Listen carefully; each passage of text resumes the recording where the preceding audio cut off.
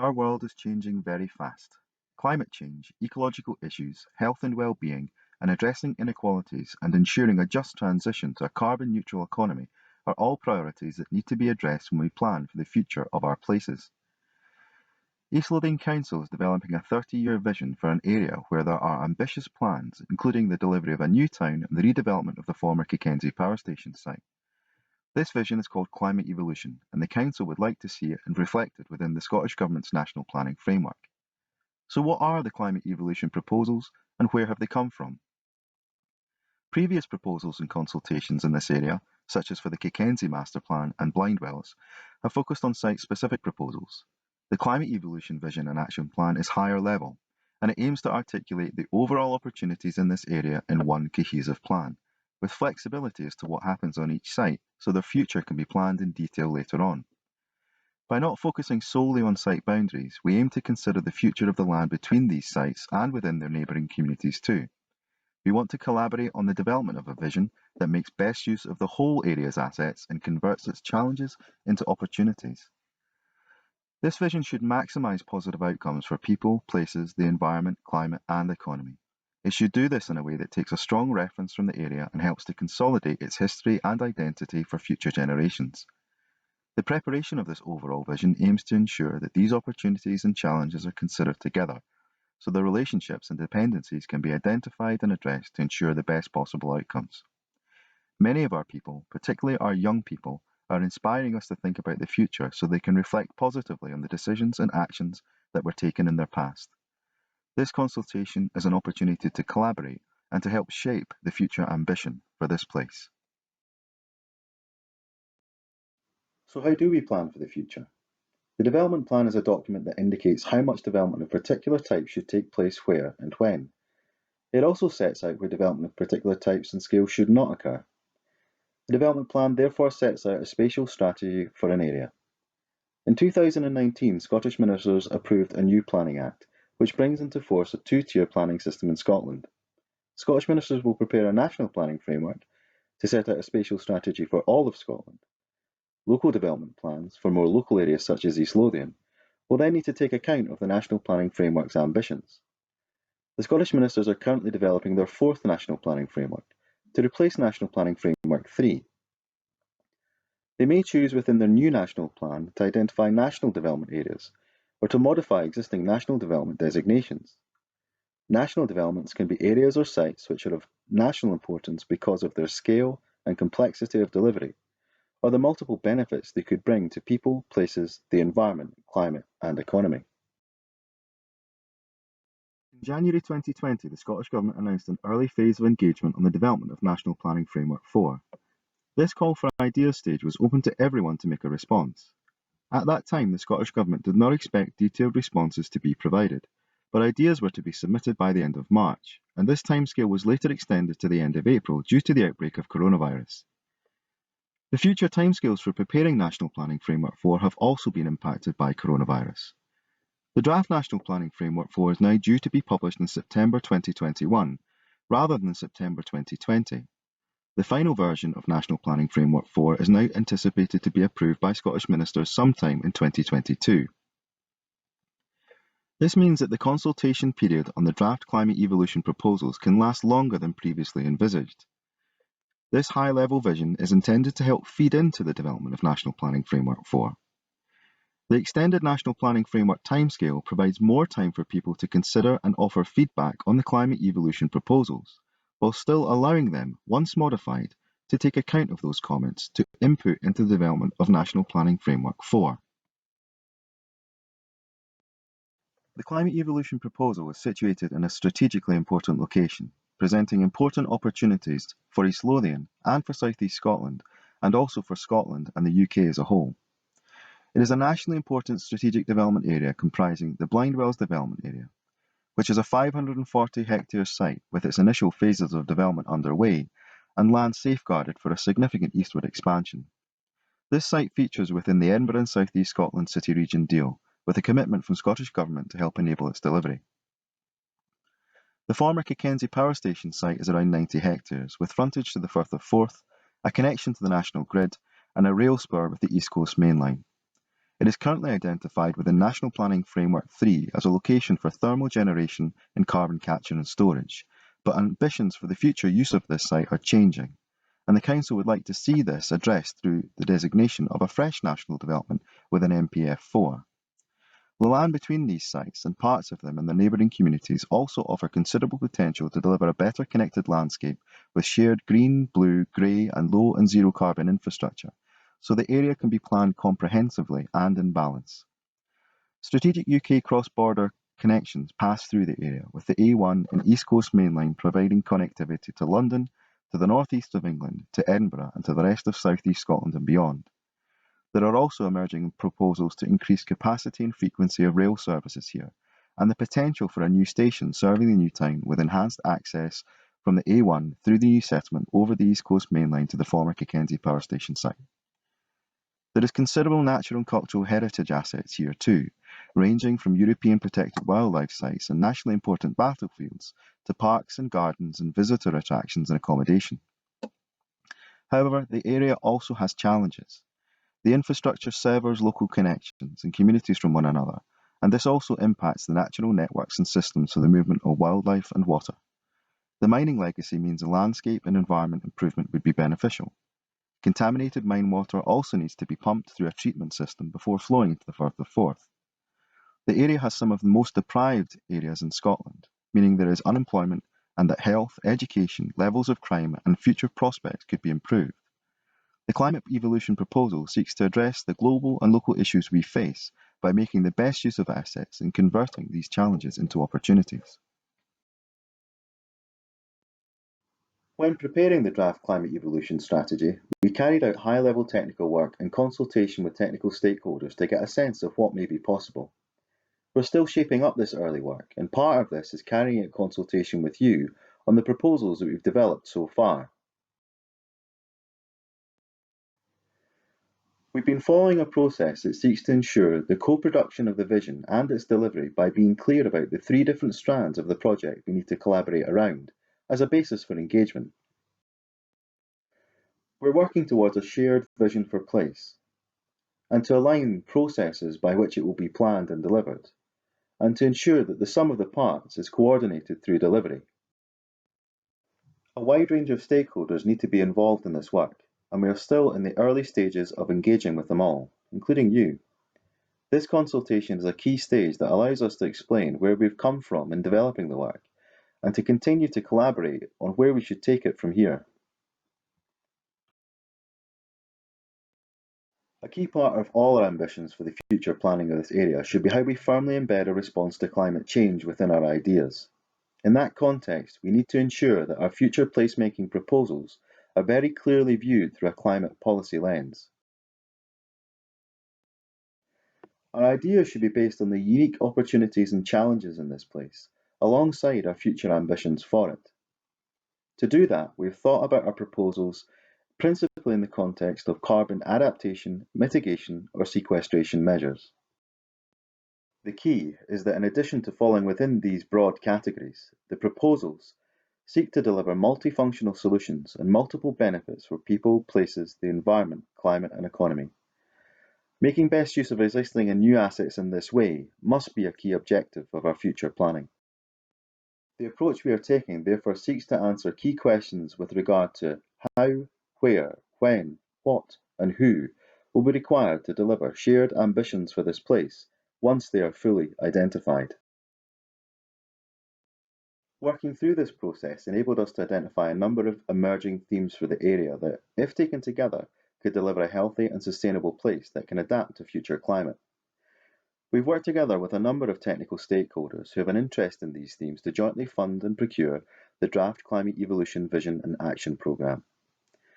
The next section of this video will explain these draft proposals in more detail, to help you form a view in a consultation response. Climate Evolution is a high-level and ambitious strategy for change and regeneration covering the western part of East Lothian. The study was prepared by Open, an environmental design practice based in Edinburgh, working with the engineering firm Stantec. It was led by East Lothian Council in partnership with a number of agencies.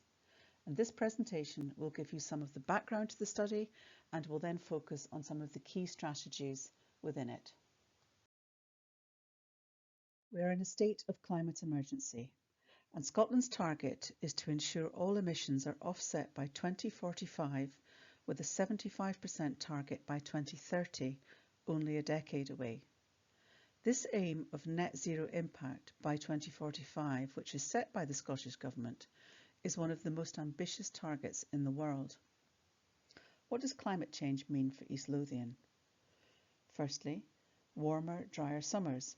That might be attractive, but projected globally, it also means melting ice caps and flooding of coastal areas as a result, with the displacement of millions of people across the world, something which will impact on us all.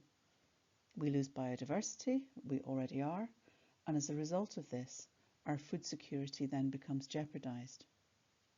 Secondly, we'll have milder, wetter winters.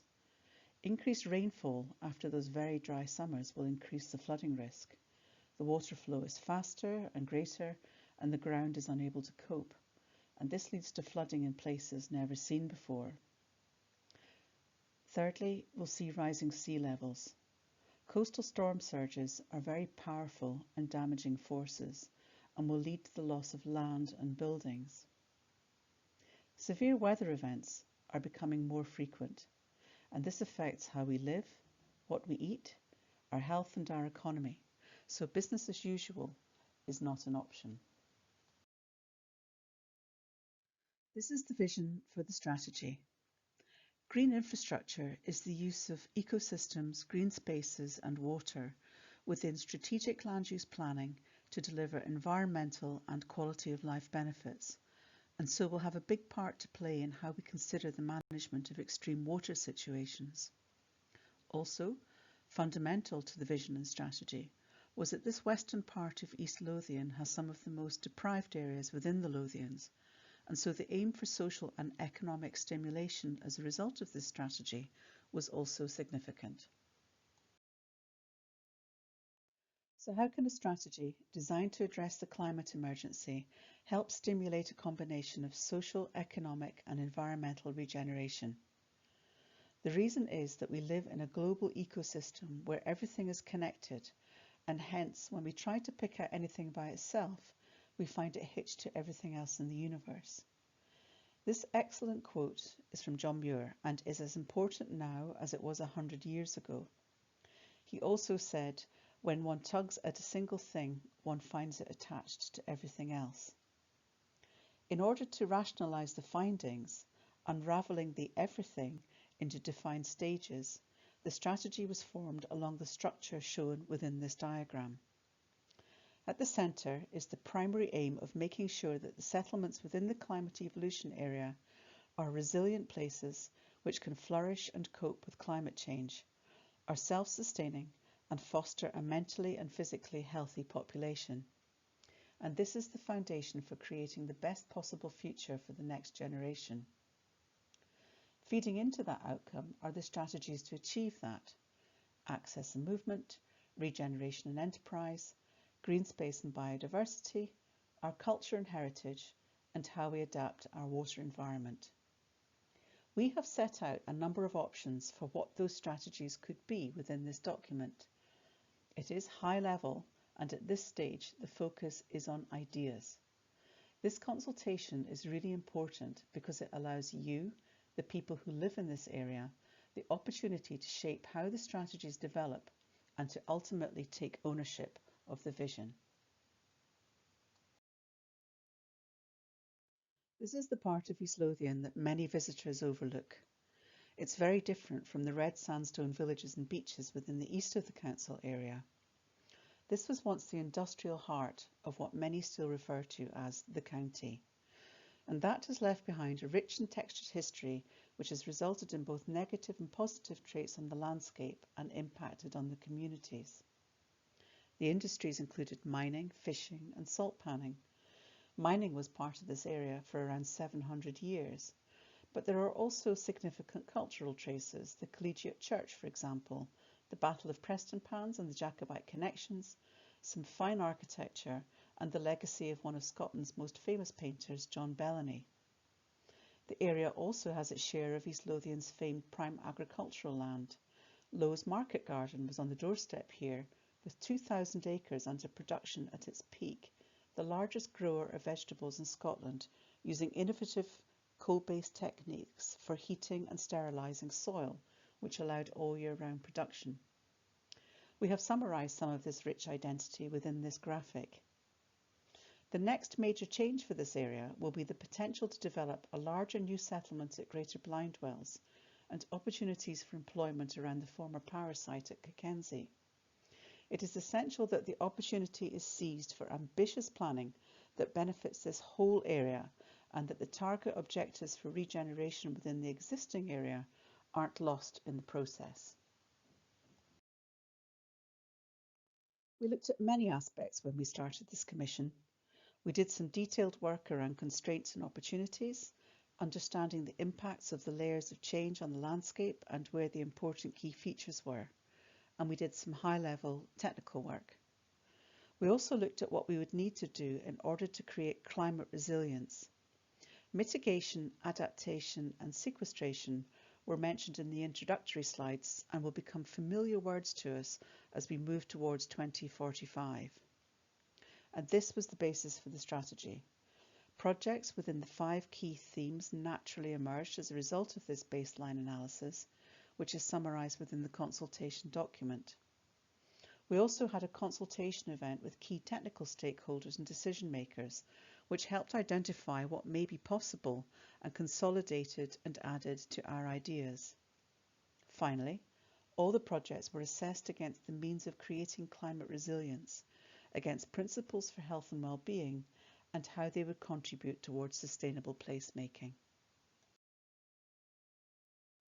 Before we move on to the 5 key set of strategies, it's worth first mentioning that the starting point for managing the climate emergency within this area, and which most heavily influences all 5 strategies, is water management, and managing it on a big scale which can properly address the risks that we know we already have and which will only get worse with heavier rainfall. This area has a number of water-based issues, and some of these are summarised on this complex plan prepared by Stantec. Firstly, there are several combined sewers draining into the Forth. A combined sewer takes both sewage and surface water to treatment plants. We actually don't build combined sewers like this anymore, they are a legacy. But with increased storms predicted as a result of the climate change, the system may not be able to cope, and pipes may discharge without treatment to the Firth of Forth, which may pollute an environmentally protected area.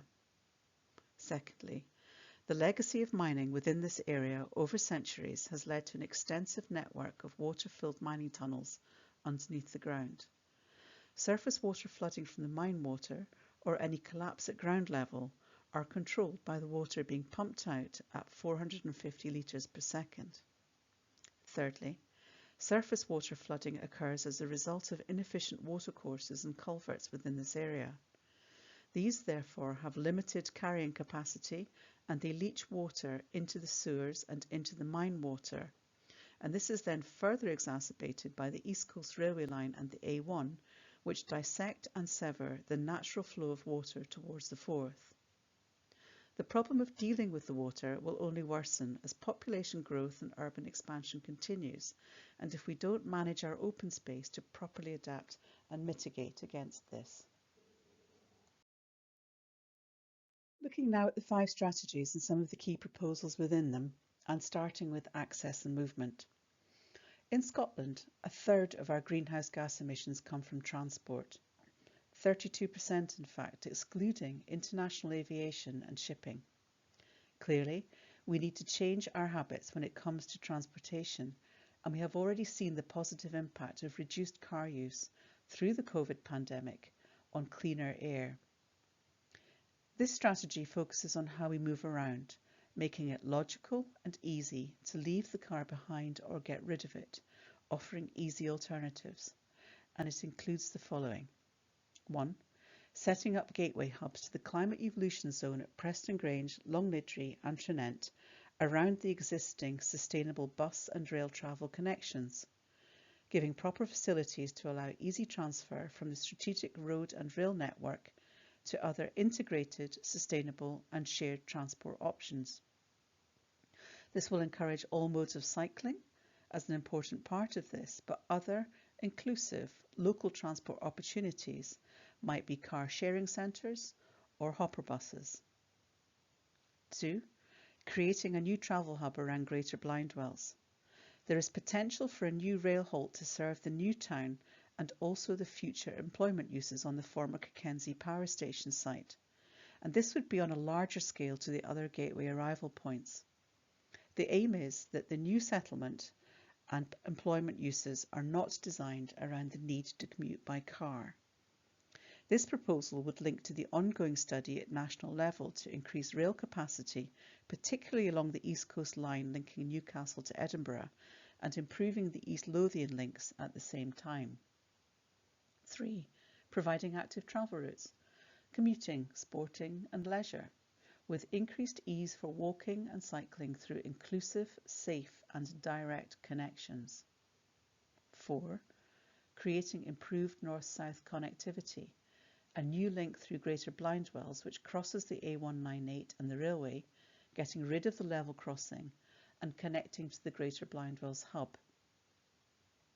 Other, softer strategies which could support all of these may include incentives such as competitive multi-use ticketing, which works well for families or groups, and which allows good value when using more than one mode of travel, and will encourage the use of a number of different facilities within the zone area.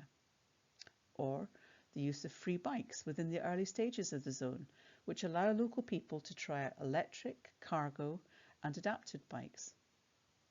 And a good wayfinding strategy, both physical and digital, would also be essential in giving people the confidence to try other modes of transport. East Lothian Council has already commissioned further study for sustainable travel within the climate evolution zone, and it will be critical to embed sustainable travel principles within the new developments which are proposed within this area.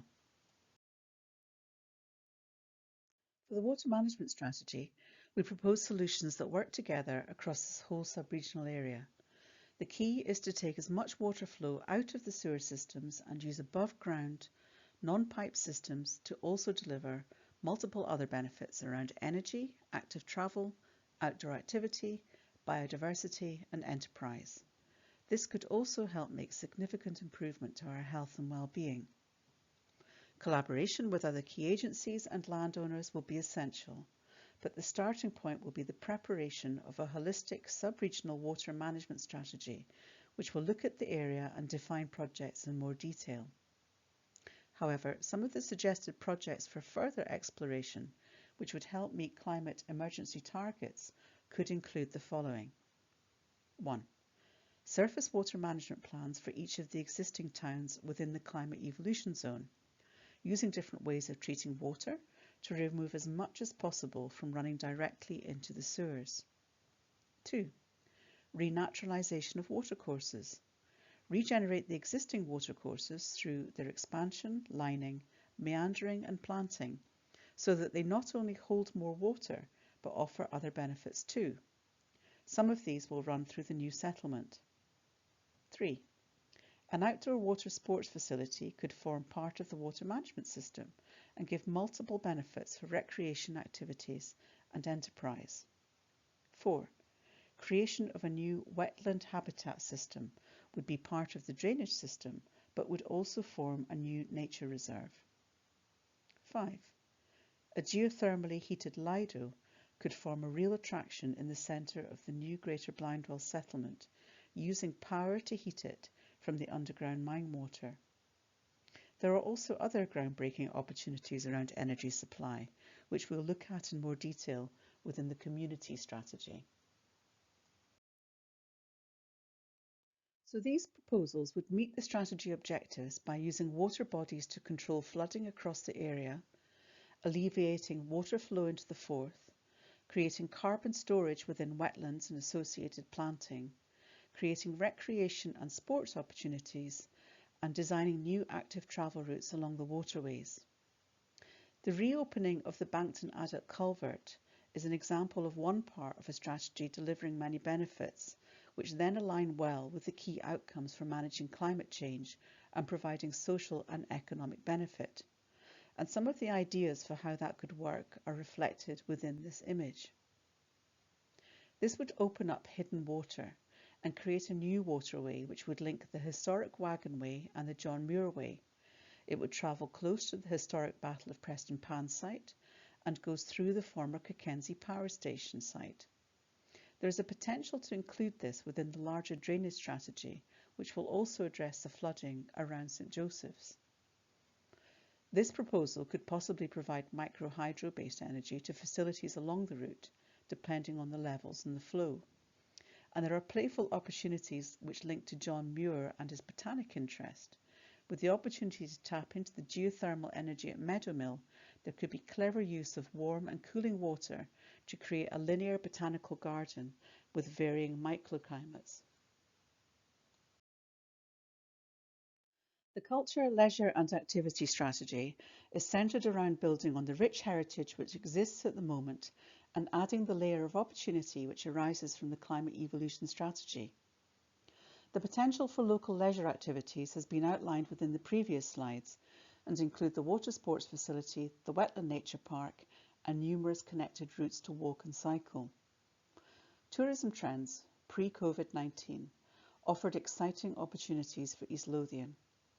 This includes the need to spread the visitor experience beyond hotspots such as central Edinburgh, people seeking breaks with health and well-being experiences, artisan food and drink experiences, and destinations which have conscience.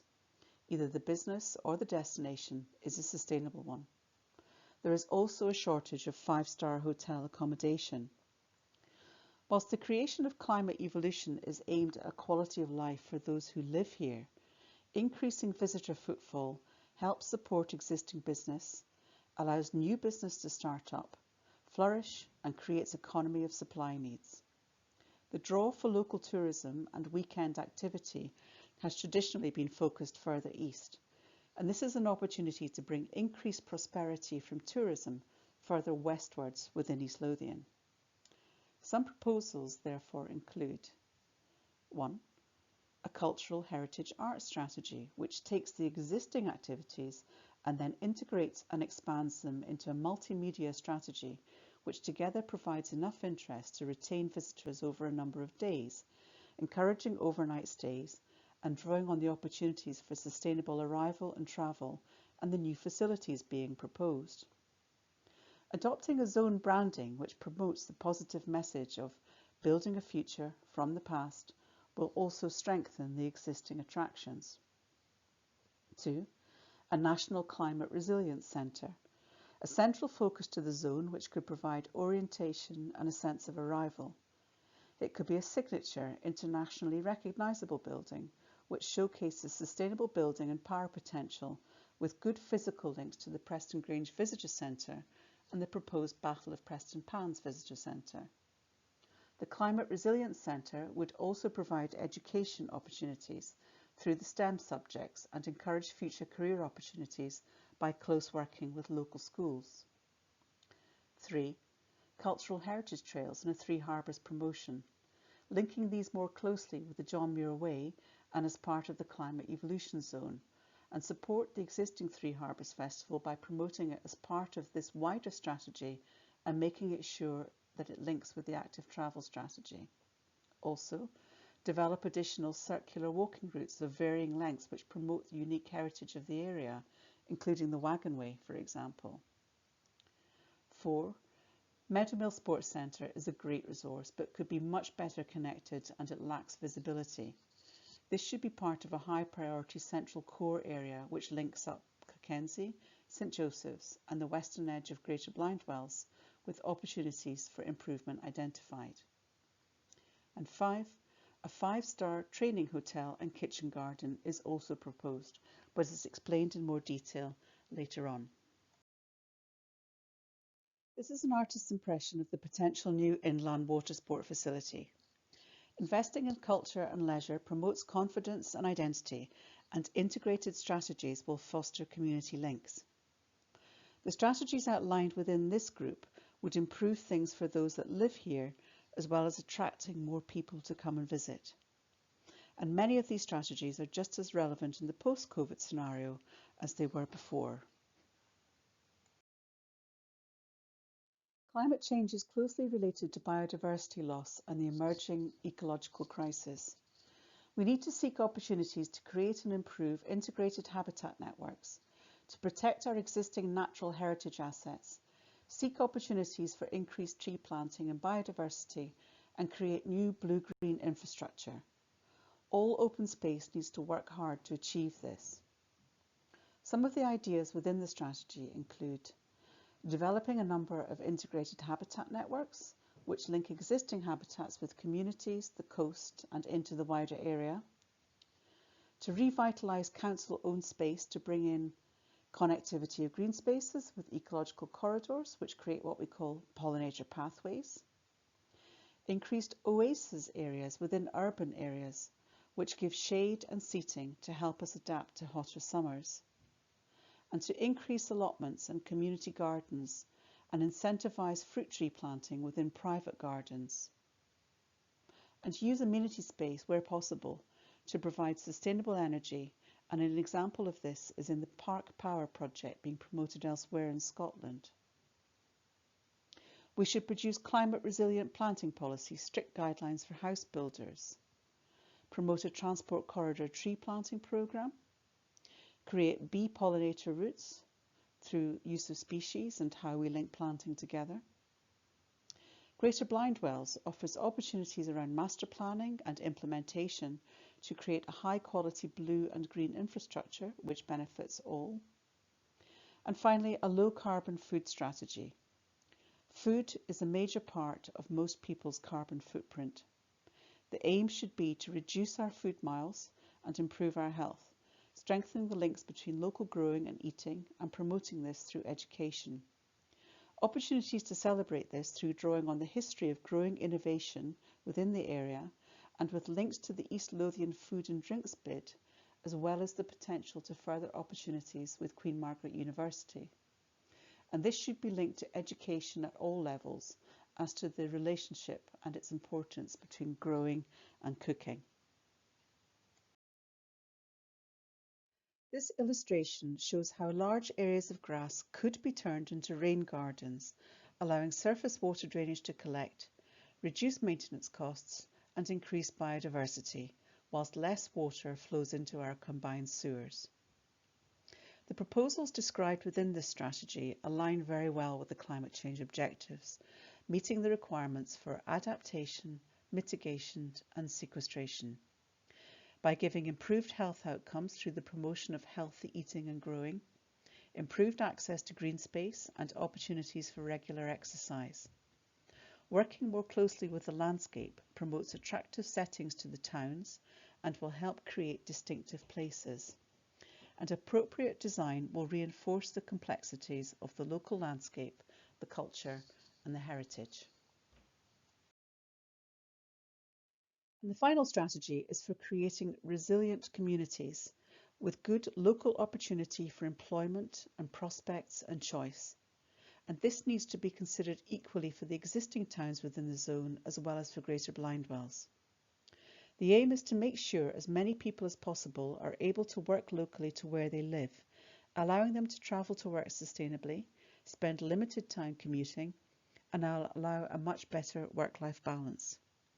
It should also be to make sure the proposals foster as many opportunities as possible for the younger generation. Employment will be created through investment in innovation, encouraging enterprise and creating links with other institutions. And one of the most exciting opportunities for creating strong communities is around geothermal energy.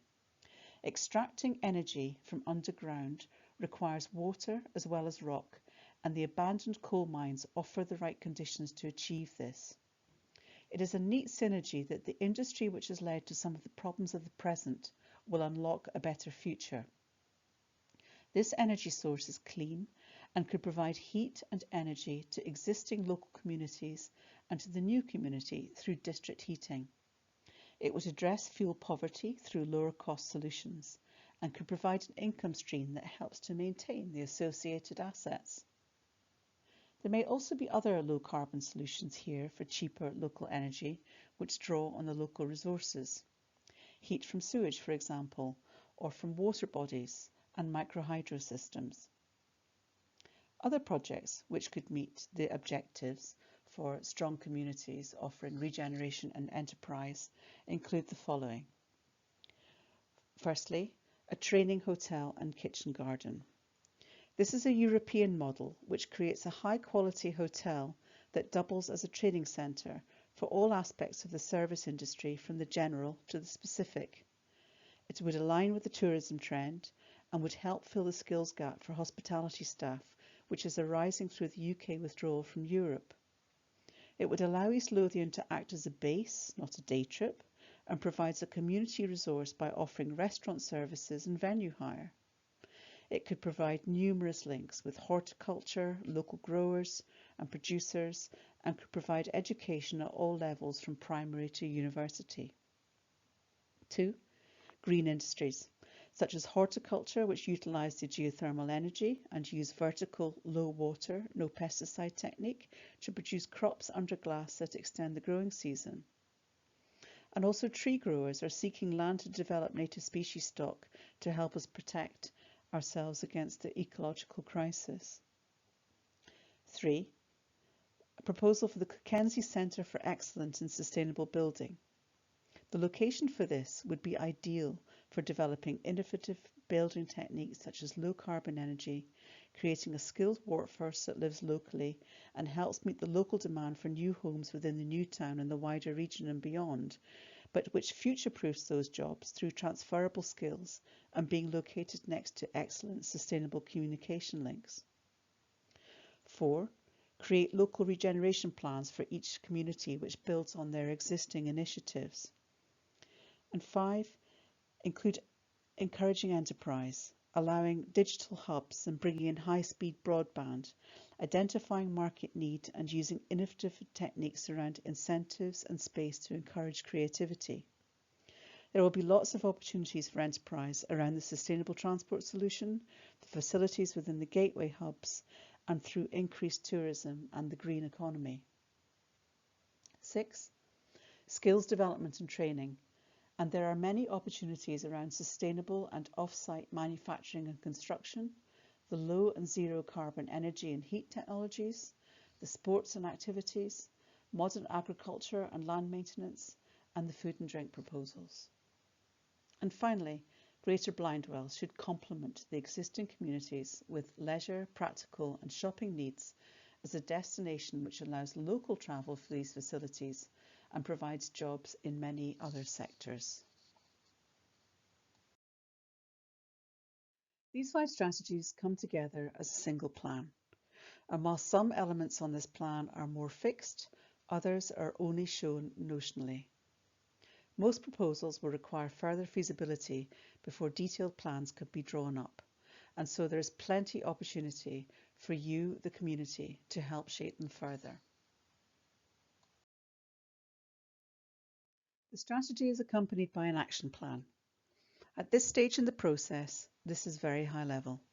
It sets out all the projects within the strategy and identifies what the aims should be, the first steps for how to deliver, an initial assessment of whether it would be a short, medium or long-term project, potential partners and funders, and an indication within a very broad range of costs. While setting this out is an important part of the strategy, it is very broad brush and will need to be developed as the strategy develops.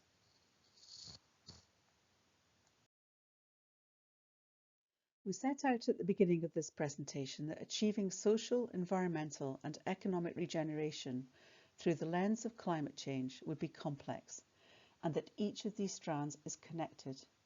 This diagram graphically depicts how each strand of those short, medium and long-term projects comes together and is interconnected with the rest, achieving climate-adapted and resilient communities and landscapes within 30 years.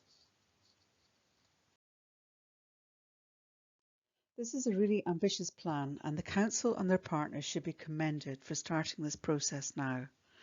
They are ahead of other parts of the country. Climate impacts will be life-changing. It is projected that there will be no ice caps in the Arctic by 2040. Last winter, we saw terrible climate-related impacts. Flooding in the Scottish borders in England, amongst other parts of the world. Fires in Australia across an area the size of Scotland. Drought in Chile. These all create weaker communities who are less able to withstand other crises, such as the current pandemic. Carbon offsetting is not the answer. We have to change, and we have to move quickly from talking to action. There are exciting opportunities within this strategy to address the climate emergency, but which will also either provide or be the catalyst for social change. And it starts with maximising the land allocated as the Council's countryside around towns area, and uses the opportunity sites at Cockenzie and Greater Blindwells to properly knit the whole sub-regional zone together in a way which can offer cleaner, greener living with shared multifunctional infrastructure. This can be an exemplar development area which sets a higher benchmark. Without doubt, it will require challenging decisions and integrated working in order to deliver the strategy. To finish this presentation, this is a sobering quote from Rosanna Cunningham's very powerful speech to the Scottish Parliament last year, which closed by commenting on the Scots as innovators and the importance of taking the journey of acting on the climate emergency together. For those saying that this is too much and too expensive, the evidence shows that the global cost of inaction far outweighs the cost of action. Future generations will end up paying even more if we fail to take action now.